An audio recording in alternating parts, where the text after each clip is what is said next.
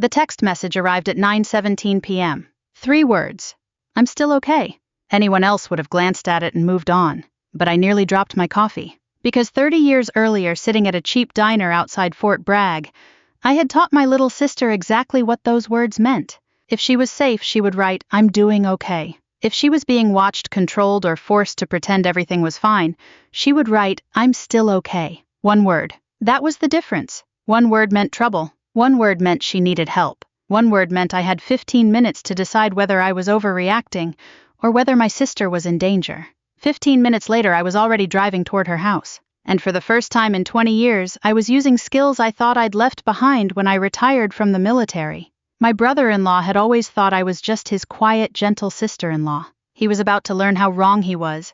I retired from the army at 56. 20 years in uniform had taught me many things, but perhaps the most important lesson was knowing when not to talk about myself. A surprising number of people spend their lives trying to impress strangers. I never saw the point. After retirement, I moved into a small house outside Richmond, Virginia. It wasn't fancy. The front porch needed repainting. The flower beds constantly fought against the weeds. The mailbox leaned slightly to the left no matter how many times I fixed it. I loved every inch of it. Most mornings I woke before sunrise, made coffee, and sat on the porch listening to birds wake up. Nobody there knew much about my past. To them, I was simply Sarah Mitchell, a quiet woman who liked gardening, a widow who volunteered at the animal shelter, a woman who baked peach cobbler for church fundraisers. I preferred it that way. The army had already taken enough years of my life. I didn't need to carry it into every conversation. My younger sister Emily lived about 40 minutes away. She was 4 years younger than me, and had always been the softer one between us. When we were children, I climbed trees. Emily picked flowers. I got into fights. Emily apologized for them. I joined the military. Emily became a school librarian.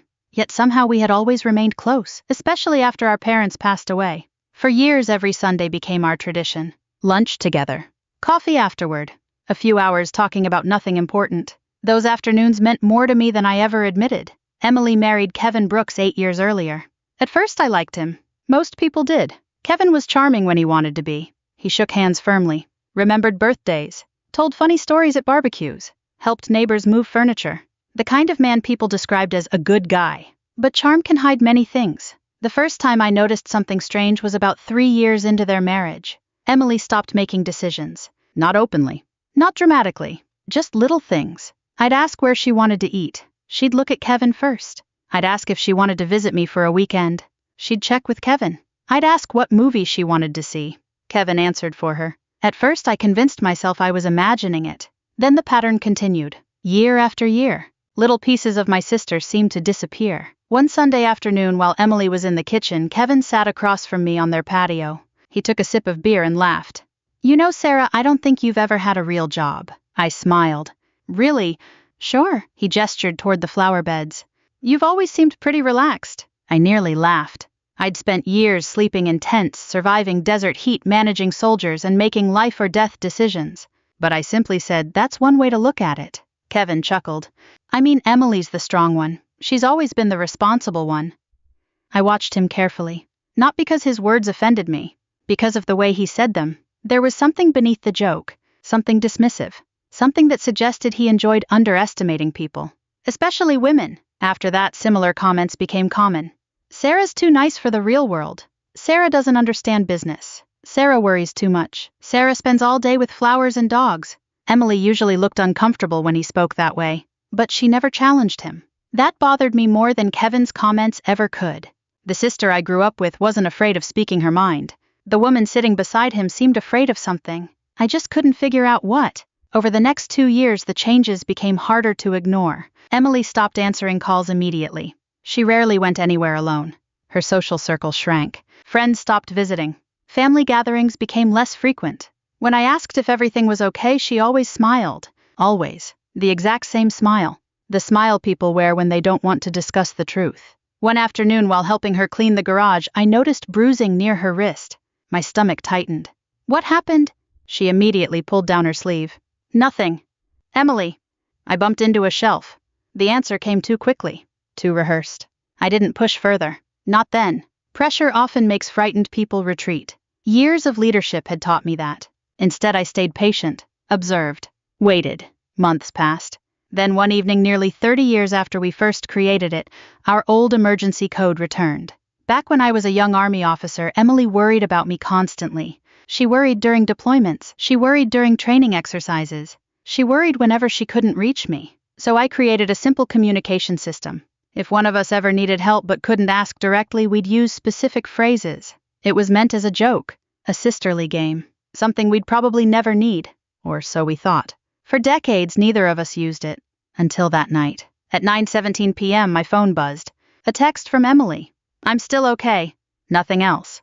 No emoji. No explanation. No follow-up. Just 3 words. I stared at the screen. Every instinct inside me woke up. People often imagine military training as weapons tactics or combat. They're wrong. The most valuable skill I learned was recognizing patterns. And when patterns suddenly change, pay attention. Emily hadn't accidentally sent that message. She had chosen every word. Carefully. Deliberately. For a long moment I sat in silence. The coffee in my hand grew cold. Outside, the evening air had become still. Then I opened my contacts. Not to call Emily. Not yet. Because if she was being watched, calling could make things worse. Instead, I began gathering information. The way I'd been trained to do for 20 years. Slowly. Methodically. Without panic. Without assumptions. Within minutes, I already knew one thing for certain. Something was very wrong. And for the first time in years, I had the unmistakable feeling that my sister was asking me to come find her. Part 2, the distress code. The first rule of crisis response is simple. Don't let fear make decisions for you. The second rule is even more important. Gather facts before taking action. I repeated both rules silently as I set my coffee aside and moved into my home office. Most people would probably assume that after retirement, military habits disappear. They don't. Not the useful ones. The discipline stays with you. The ability to remain calm stays with you.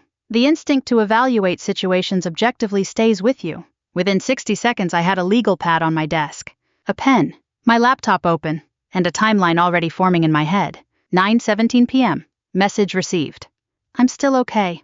The phrase itself wasn't enough to tell me exactly what was happening, but it told me something crucial. Emily believed she couldn't speak freely. That narrowed the possibilities considerably. I wrote down every interaction we'd had over the previous month. Every phone call. Every visit. Every unusual detail. The process felt familiar. Not because I was conducting some dramatic investigation. Because I was looking for patterns. Patterns reveal truths that emotions often miss. The first thing that stood out was how little I had actually spoken to Emily recently. 3 years earlier, we talked almost daily. Now sometimes 4 or 5 days passed between conversations. At the time, I'd blamed life, schedules, age, responsibilities. Now I wasn't so sure. I scrolled through our text history. An uncomfortable realization settled in my stomach. Nearly every conversation ended abruptly. Nearly every phone call lasted less than 10 minutes, and almost every weekend visit had been canceled by Kevin. Not Emily. Kevin. I underlined his name several times. Then I picked up my phone. My first call wasn't to the police. It wasn't to Emily. It wasn't even to Kevin. It was to a woman named Diane. Diane lived 2 houses down from Emily. A retired nurse. Friendly. Observant. The kind of neighbor who noticed everything. She answered on the 3rd ring. Sarah, everything okay? I'm not sure. There was a brief pause. What happened? I chose my words carefully. When was the last time you saw Emily? Another pause. Longer this time. That's a strange question. When was it? Diane sighed. A few days ago. How did she seem? Silence. Then another sigh. And suddenly I knew. Because people only hesitate like that when they're deciding whether to tell the truth. Not good, Diane finally said. My grip tightened around the phone. What do you mean? I don't know exactly. Tell me anyway. Diane lowered her voice. I've heard them fighting. I stared out the window. The night suddenly felt colder. How often? More lately. Physical? I don't know. That answer sounded honest. She wasn't exaggerating. She wasn't guessing. She simply didn't know. What kind of fighting? Kevin yelling. My jaw tightened. Emily, mostly crying. I closed my eyes for a moment. Years ago during deployment briefings, we'd often discuss indicators. One indicator alone meant little. Several indicators together created a pattern, and I was beginning to see one. Anything else? I asked. Actually, Diane hesitated again. What? I haven't seen Emily driving lately. That caught my attention. Emily loved driving. Always had. Road trips. Weekend bookstore runs. Coffee shop visits. Driving represented freedom to her. How long? Maybe 2 months. 2 months? I wrote it down immediately. Anything else? Another pause. Kevin fired their housekeeper. When? About 3 weeks ago. That was odd. Emily had arthritis in both knees. The housekeeper helped because some tasks had become difficult. Why would Kevin suddenly eliminate that support? Unless isolation was the goal. My military career taught me something uncomfortable about control. People who seek control rarely start with dramatic acts. They start small. Remove support systems. Limit independence. Restrict communication. Gradually narrow someone's world. By the time outsiders notice, the damage is often significant.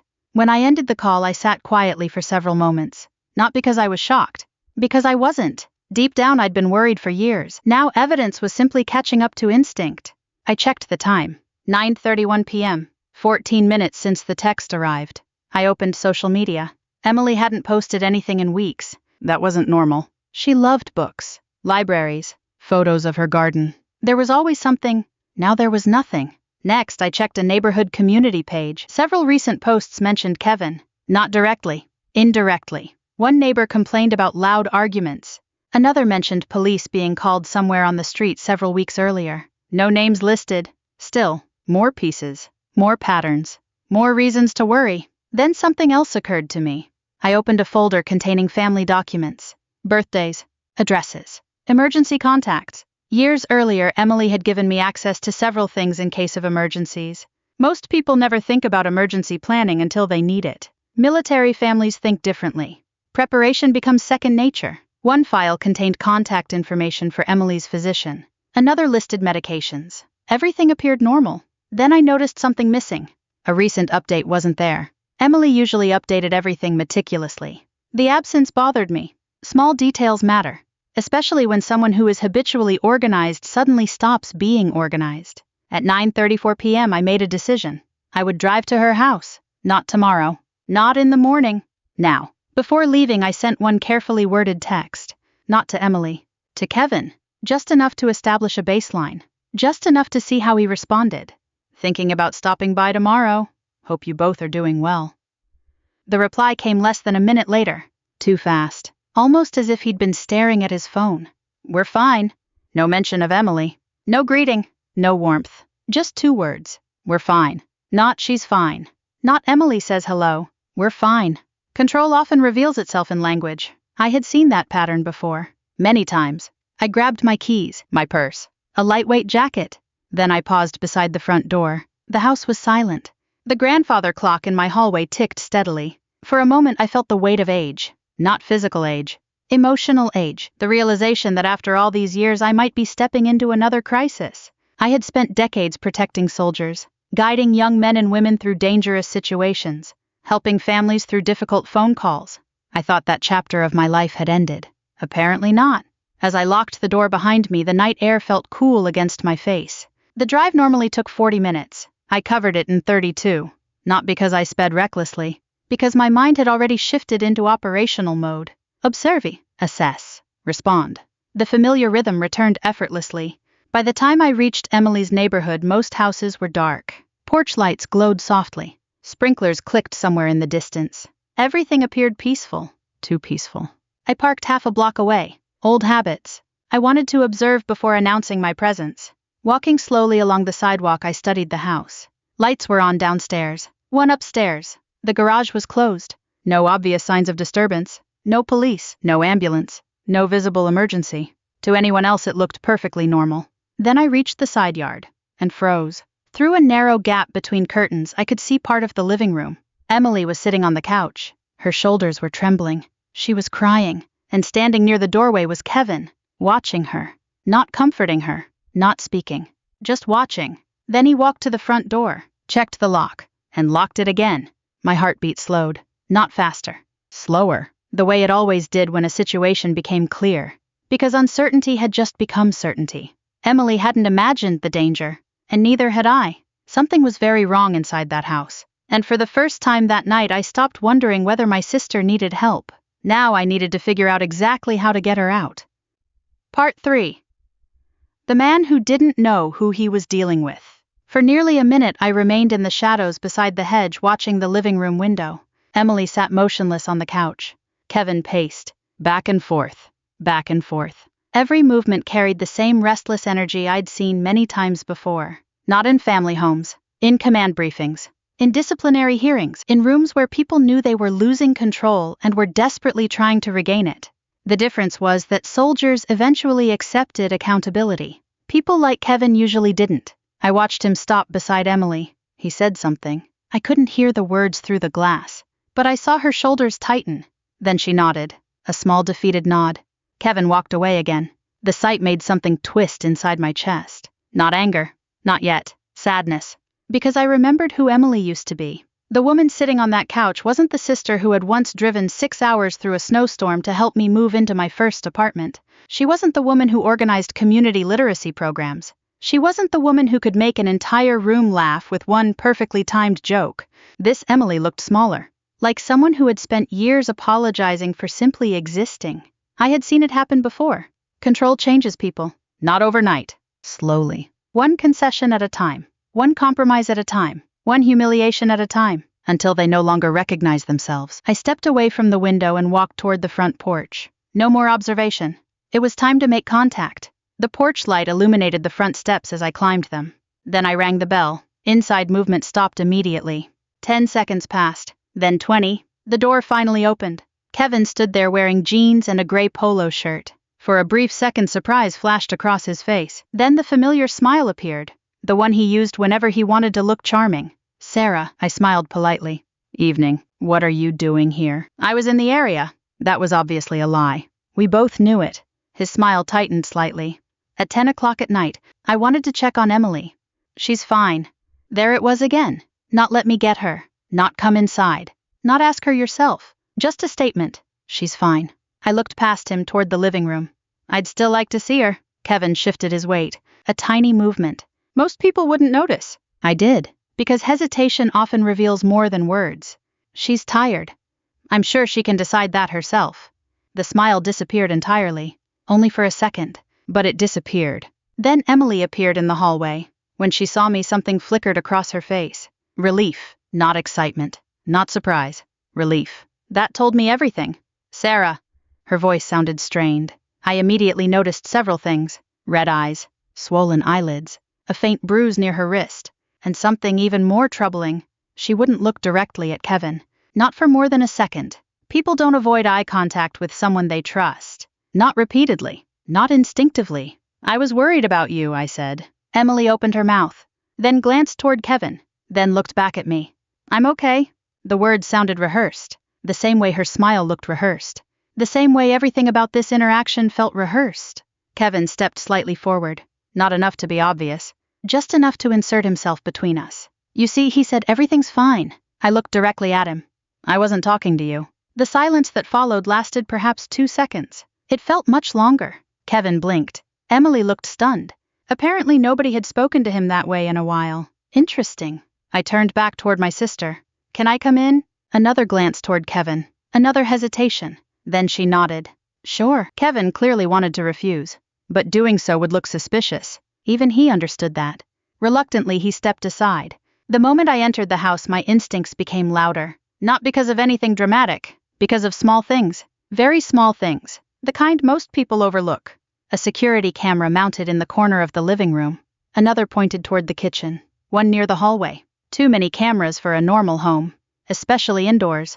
The furniture arrangement had changed. Emily's reading chair was gone. Her bookshelves had been reduced by half. Family photographs were missing from several walls. Instead, framed motivational quotes hung in their place. Control.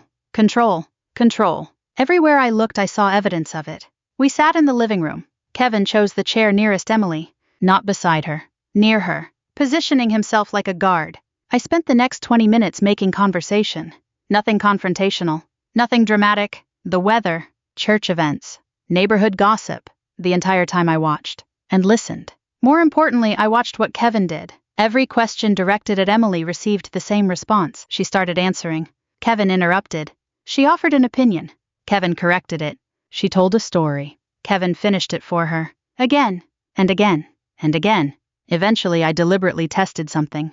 Emily, are you still volunteering at the library on Thursdays?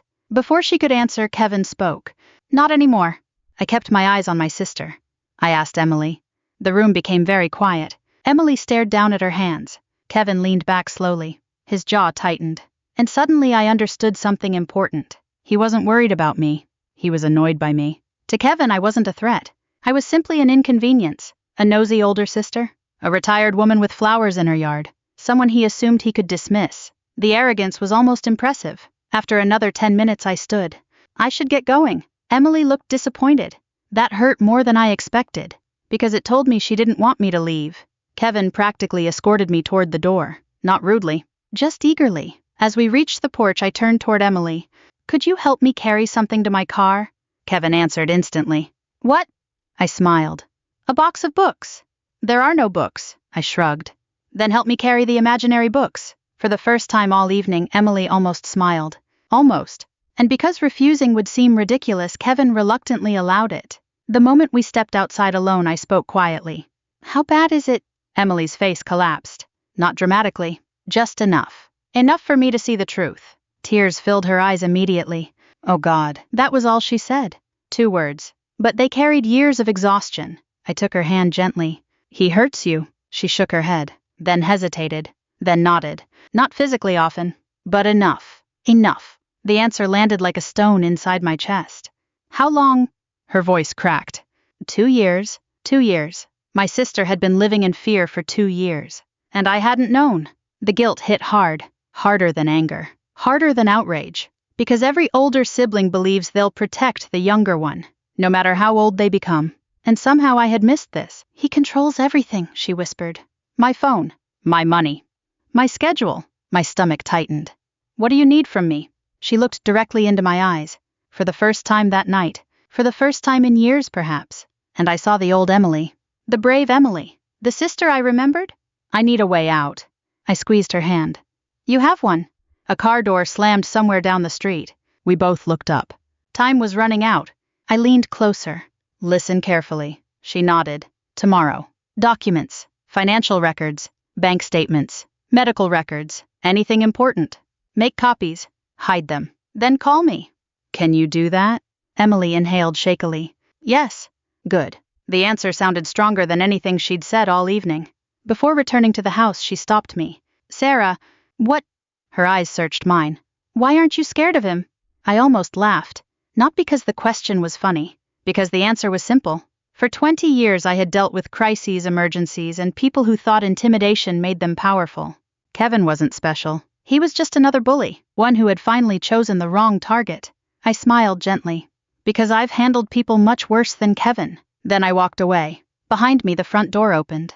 And I knew something Kevin didn't. The moment Emily asked for help, he had already lost. Part 4. The perfect ambush. The biggest mistake people make when dealing with a controlling person is believing the confrontation itself is the victory. It isn't. The confrontation is simply the moment the truth becomes visible.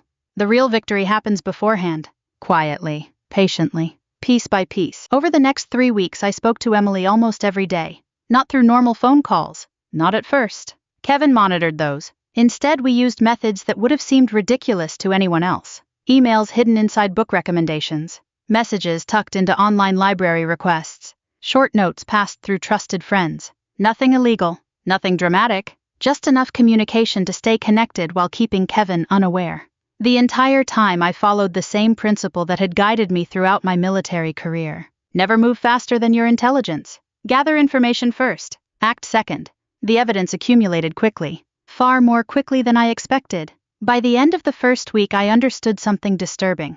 Kevin wasn't simply controlling. He was desperate. And desperate people make mistakes. Lots of them. Emily began copying documents whenever she could. Bank statements, credit card records, insurance paperwork, property documents, everything. One afternoon she called from a grocery store parking lot. Her voice trembled. Sarah, what happened? I found another account. I sat up immediately. What kind of account? A savings account, in both names. No. The silence that followed was enough. Kevin had hidden it.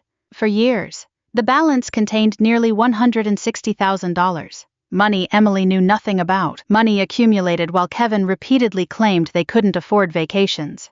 Couldn't afford repairs. Couldn't afford retirement planning. Couldn't afford basic things Emily wanted. The discovery changed everything. Because financial abuse leaves a paper trail. And paper trails don't lie. A few days later, another piece surfaced. Then another. Then another. By the second week, we had documentation showing Kevin had quietly transferred funds between accounts for years. Not illegally. Not quite. But deceptively. Very deceptively. Every new document strengthened Emily. I could hear it in her voice. The woman who had once whispered now spoke more confidently. The woman who constantly apologized now asked questions. Important questions, strategic questions, questions about lawyers, questions about housing, questions about rebuilding her life. The old Emily was slowly returning. And Kevin had no idea. One evening she called me while sitting inside her car. "Can I ask you something?" "Of course." "Were you ever afraid in the army?" I smiled. "What kind of question is that?" "A serious one." I considered it carefully, then answered honestly. "Every good leader gets scared." "Really?" "Of course." "What makes them different?"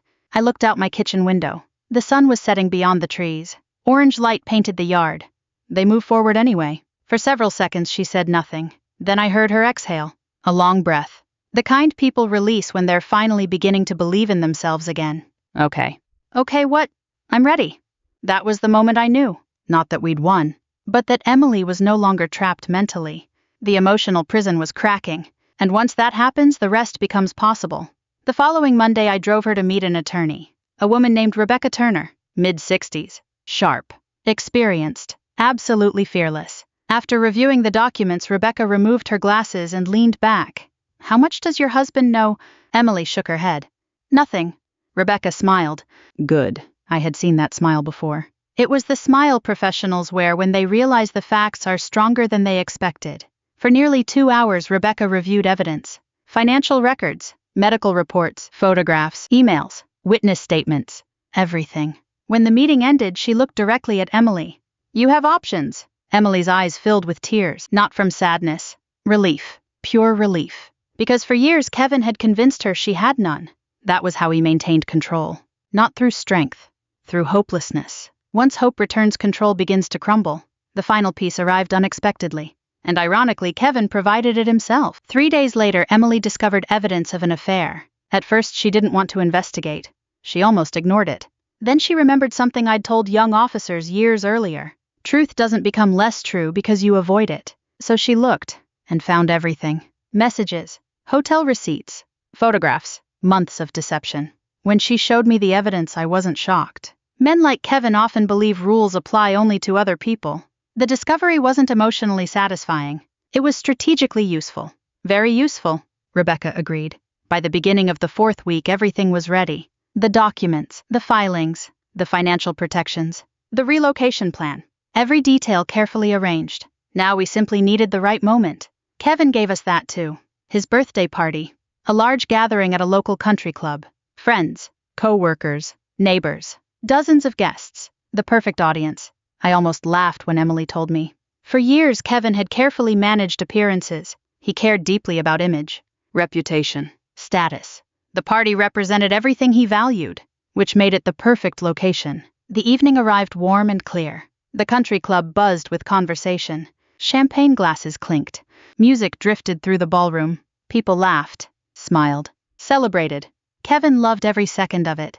I watched from across the room as he moved between groups, shaking hands, telling stories, playing the role of successful husband, successful professional, successful man. Nobody else knew the performance was ending. At one point he raised a glass. "Thank you all for coming." Applause followed.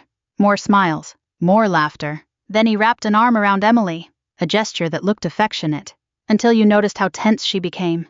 "I couldn't have done any of this without my wife." More applause. Then came the line that made my stomach turn. "She's not going anywhere." Several guests laughed. Emily didn't. Neither did I. Because he meant it. And he believed it. That was the problem. He genuinely believed she belonged to him. A few moments later, Rebecca entered the room. She wore a navy suit and carried a thin leather folder. Nothing dramatic. Nothing theatrical. Just business. I saw Kevin notice her. Confusion crossed his face. Then concern. Then uncertainty. Interesting. Perhaps some part of him already knew. Rebecca approached calmly. Emily stepped forward. The room gradually became quieter. People sensed something was happening. Conversation slowed. Heads turned. Kevin looked between them. "What is this?" Rebecca opened the folder. Emily accepted several documents. Then she handed them directly to her husband. The silence became absolute. Kevin stared down at the papers. His face lost color. Not all at once. Gradually, like someone watching a storm approach. No. One word, barely audible. No. Again, louder. Emily stood perfectly still. For the first time since I'd arrived, she looked completely calm, completely free. Kevin's eyes moved rapidly across the pages. Divorce petition, financial disclosures, legal notices, everything. The reality finally reached him. The control was gone. The secrets were exposed. The future he assumed belonged to him had disappeared. His gaze snapped toward me. Across the ballroom. Across dozens of stunned guests. Across years of arrogance. "Who the hell are you?" he demanded. Several people looked shocked. I wasn't. I had been waiting for that question, not because I needed recognition, but because it revealed something important. After 8 years in the family, Kevin still didn't know me. Not really. He never bothered. He saw what he wanted to see. A quiet woman. A retired gardener. A harmless older sister. Nothing more. I met his stare calmly. Then smiled. "The person you should have been worried about from the beginning." The room remained silent, and for the first time all evening, Kevin looked afraid.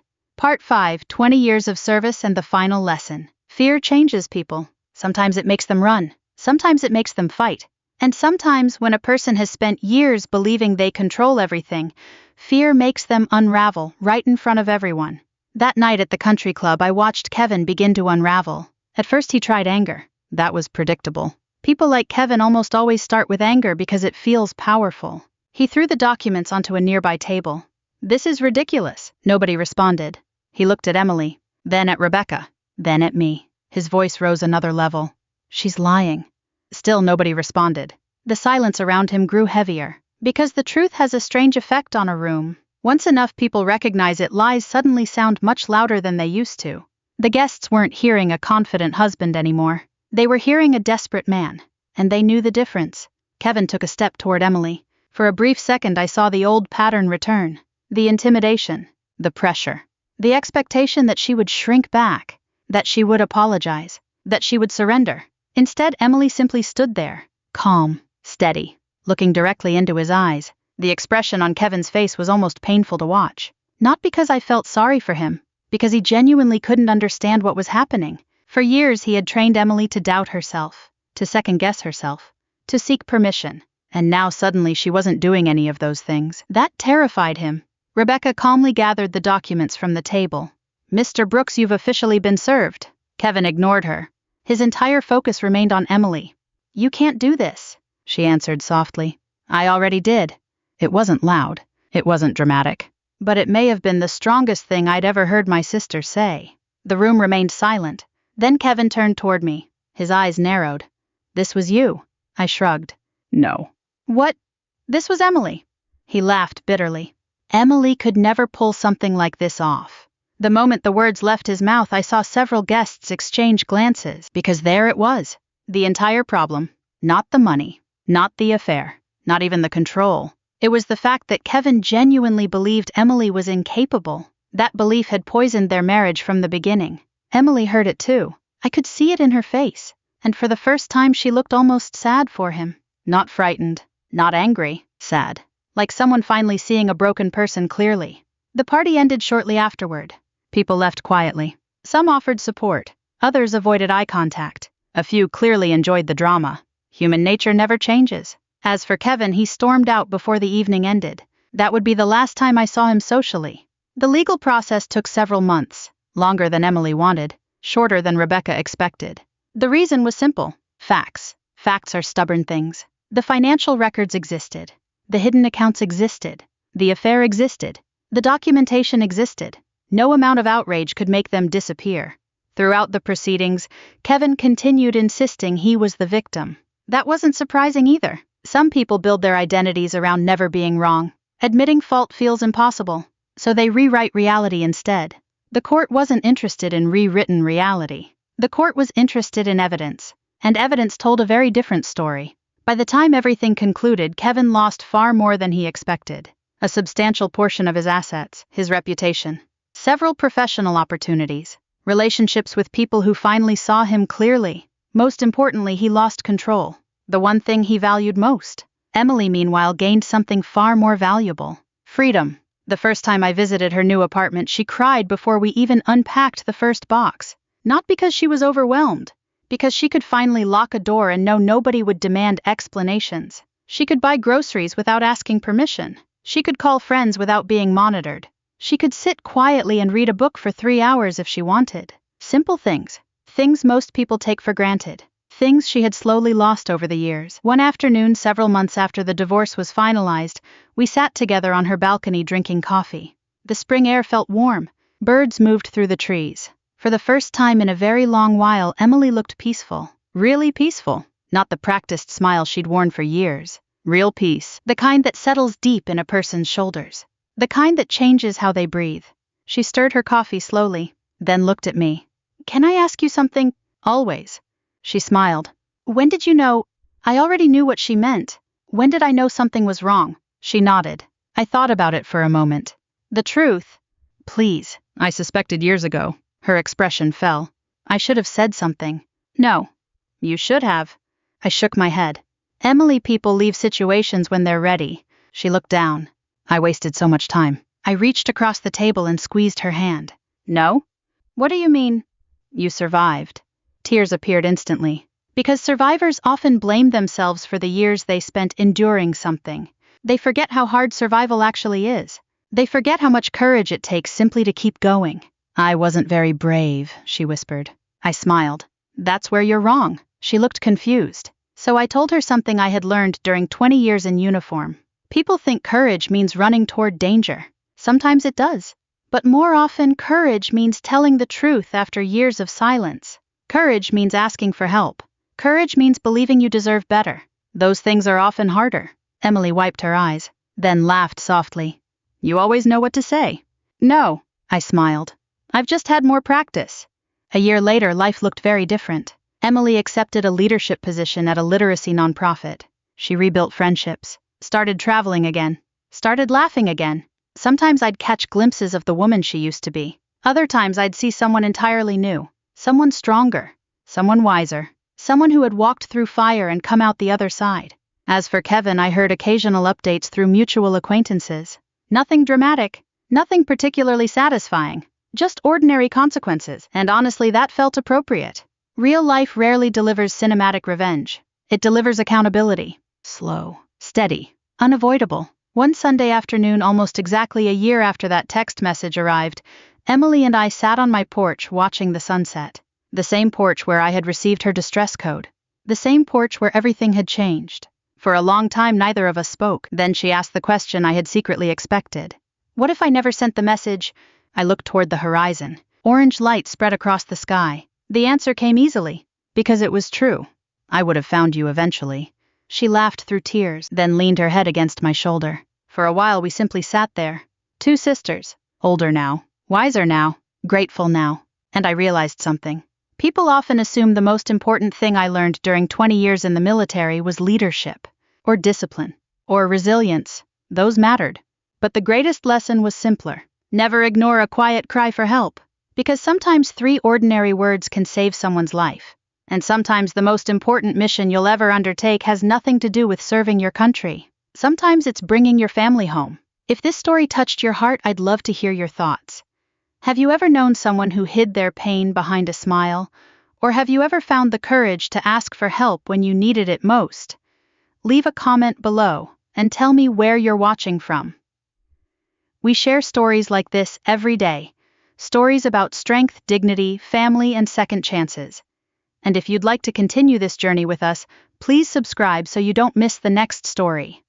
Until next time, take care of yourself and the people you love.